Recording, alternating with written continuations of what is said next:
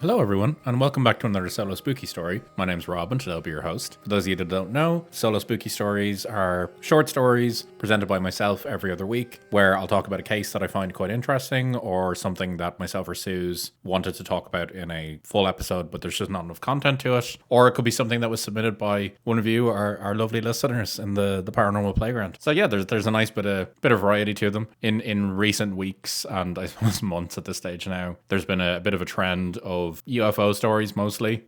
I think that's fair to say. It's been mostly UFOs and aliens, but I'm trying to make a bit more of an effort to expand out a little bit more and to look at some of the weirder things in the world and just some things that I just find quite interesting. And with our case today, I feel like I've really found one that I find actually really, really fascinating. It's something that a listener actually submitted to us a while ago, and I thought, I'll look into this a little bit more. I was actually reading a book recently, which I will talk about, which has some relevance to it, and it eventually just inspired me to go, do you know what? I'll get into it and read a bit more on it, and I'm really glad I did, because it's inspired me to definitely feel the need to put an episode out on this. So that's what today is. But before I get started, I just want to say thank you for all the feedback we've gotten recently on the variety of episodes that we have, the short and long ones. We got a few messages in after an episode with myself and Suze where we talked about the different episodes that we like to provide, and a number of you said that you just like the mix, the variety to it. As I said before, a lot of people have said that they like to just throw on the short episodes when they're in the car or if they're having a coffee or something like that. And then the longer episodes serve as a study mechanism, study aid, or people who listen to them in work. Personally, when I'm listening to podcasts, longer episodes, I generally save them for when I'm in work. Not that I listen to my own podcast, I absolutely do not. But if I'm listening to a long episode of something else, I save it for work. I just have something on in the background, or I have it in the car. So I totally get it. So yeah, we're going to keep the variety going. And if you've any other suggestions for different content that you'd like to see, any different type of medium that you'd be interested in, we obviously just have the short and long episodes at the moment, but if you're interested in narrations that we've done before in the past or anything else, please do reach out to us. We'd be really interested. We're not fully committed to the idea of our YouTube channel yet, or producing videos, but I suppose if we got enough interest in it, I'm sure we could probably talk Susan to it as well. So do let me know if you're interested in that sort of thing as well. But with that said, let's get into today's short episode. So today we are talking about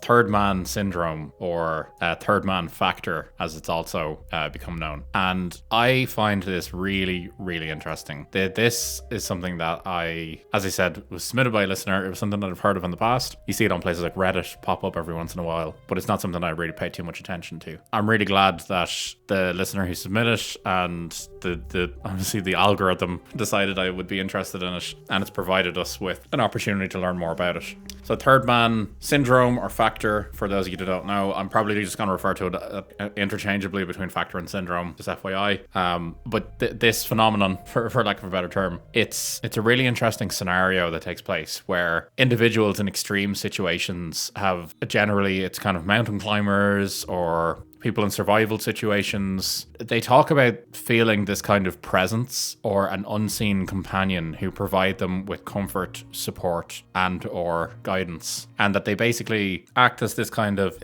guardian, in a sense, I suppose, that looks out for them and provides them with the aid that they need, basically, to survive in these situations. Now, granted, we're hearing about these from highly stressful situations or highly stressful survival situations. So we're only hearing from the people who have survived, which, there may be more cases of this that have happened that I'm not going to talk about today because we don't know, because some people have probably unfortunately passed away but may have experienced this. So yeah, it's this kind of third person that's there in the background, and I'm going to get into the history behind it and then some notable examples and then some potential psychological reasons as to what is going on. But the origin of the term was popularized by Ernest Shackleton, who reported experiencing this unseen presence during his Antarctic expedition in 1916. And this is what linked me back into it. So in his 1919 book, just titled South, which is a great name, he described his belief that this incorporeal companion joined him and his men during the final leg of his Antarctic expedition. And for those of you that don't know, he became stranded in pack ice for more than 2 years during during this time. So the expedition took place from 1914 to 1917. And during this time, he endured this like serious hardship, I suppose is the only way that you can describe it, in any attempt to reach safety. And Shackleton wrote in his journal at this time, quote, "During that long and racking march of 36 hours over the unnamed mountains and glaciers of South Georgia, it seemed to me often that there were 4, not 3.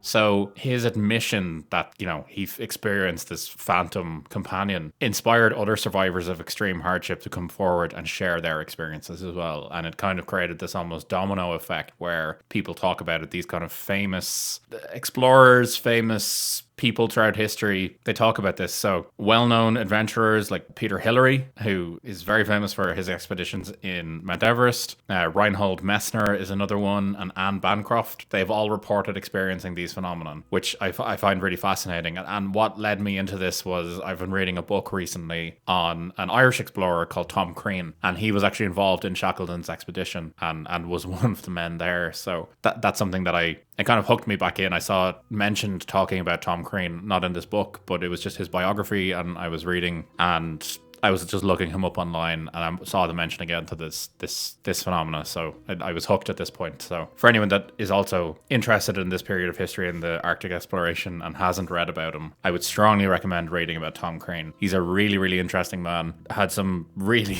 just mad stuff happen to him throughout his life, and he led a very interesting storied life. So I would recommend, if anyone is interested, to definitely look into him. He's a great, I suppose, historical figure in Ireland, and for the longest time didn't get the recognition that he deserved because of his links with the British military, the British Navy, and such. But yeah, as I said, this phenomenon, the third person syndrome, or third man syndrome, third man factor, whatever you want to call it, this phenomenon, it's, as I said, often reported by mountain climbers, polar explorers, solo sailors, and shipwreck survivors. And a lot of people have interpreted this as being some form of what we know as a guardian angel, or this kind of spiritual presence. And for some people, it seems to really reinforce their beliefs in like a higher power, that God or an angel is directly intervening to save them, and that's how they've interpreted it, as they're coming down and are basically being saved by this guardian, effectively this guardian angel who's that has their best interest at heart. There's also been some kind of historical references to it. So T.S. Eliot wrote a poem called The Wasteland, and this actually references Shackleton's experience, and it's a really short poem. It's really interesting. The quote is, "Who's the third who walks always beside you? When I count, there are only you and I together, but when I look ahead up the white road, there is always another one walking beside you, gliding wrapped in a brown mantle, hooded. I do not know whether a man or a woman, but who is that on the other side of you?" It's just a really nice poem. It's a lovely poem that I think really just captures the mystery behind all of this, and the uncertainty about what this actually is. So I want to talk about some notable accounts of this. I know I've already mentioned Shackleton, and then after that, then I'm just going to talk about some of the psychological theories around what this could actually be. So as I said, Ernest Shackleton being probably the most notable of the reported people who have talked about this. After that, then there was a man named Joe Simpson, who in 1985, in his book called Touching the Void, described a voice that guided him back to his base camp after a near fatal climbing accident in the Peruvian Andes. And this story is mad. So he basically has this near-death experience, and he describes this voice encouraging him and directing him in his survival attempt to basically crawl back to his base camp after suffering a horrific leg injury, where he fell off a cliff and into a crevasse. And he says that this voice came to him in his head and basically showed him the way, told him how to get back, and that he basically cited this as the reason why he survived, which is fascinating. I suppose a slightly darker account of it was a man called Ron DeFrancesco in 2001, who was unfortunately trapped in the South Tower of the World Trade Center during 9/11. And DeFrancesco heard a voice encouraging him to walk through a number of flames, which he credited as saving him because he walked through the flames and allegedly found safety on the other side of the flames. Again, he credited this voice as being the intervening factor that saved him. And yeah, there's been mountain climbers who have reported seeing this unseen presence. experienced during traumatic survival situations. There's been solo sailors and shipwreck survivors. These individuals have basically reported similar experiences of this unseen companion. Cave divers, which that could do its whole own episode on cave divers. Those people are certifiable. I don't know why they do it.